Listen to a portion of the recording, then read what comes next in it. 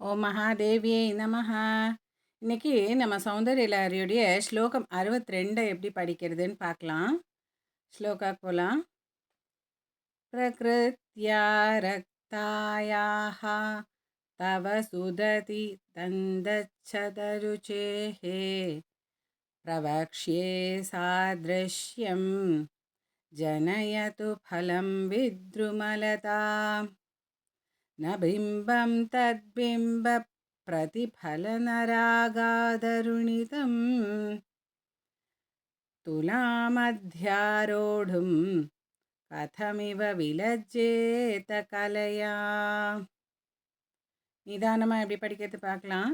பிரகிருத்யா ரக்தாயாக தவ சுததி தந்தச்சதருச்சேஹே பிரவக்ஷ்யே சாத்ருஷ்யம் ஜனயது ஃபலம் வித்ருமலதா ந பிம்பம் தத்பிம்ப பிரதிஃபலனராகாதருணிதம் துலாமத்யாரோடும் கதமிவ விலஜ்ஜேத கலையா.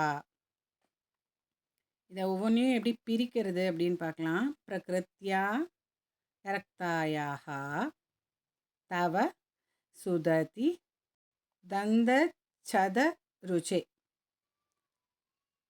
பிரவக்ஷ்யே சாத்ருஷ்யம் ஜனயது ஃபலம் வித்ருமலதா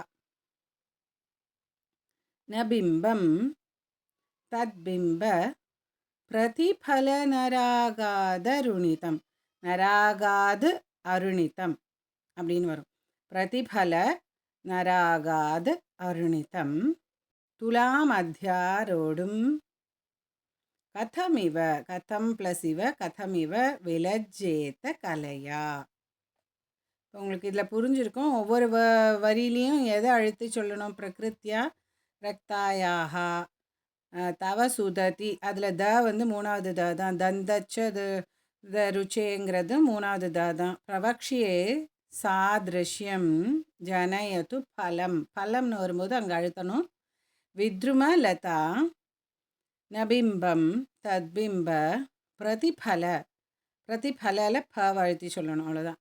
நராகாத ருணிதம் துலா மத்யா, மத்தியால் த அழுத்தி சொல்லணும். ரோடும் கதமிவ, கதமில் க அழுத்தி சொல்லணும். கதமிவ விலஜ்ஜேத கலையா. இப்போ மொல்லமாக இதை ஒரு தடவை கூட படிச்சுக்கலாம். பிரகிருத்யா ரக்தாயாஹ தவ சுததி தந்தச்சதருச்சேஹே பிரவக்ஷ்யே சாத்ருஷ்யம் ஜனயது ஃபலம் வித்ருமலதாம் ந பிம்பம் தத்பிம்ப பிரதிஃபலனராகாதருணிதம் துலாமத்யாரோடும் கதமிவ விலஜ்ஜேத கலையா. அடுத்ததில் ஸ்லோகம் 63 எப்படி படிக்கிறதுன்னு பார்க்கலாம். ஓ மகாதேவியை நமஹ.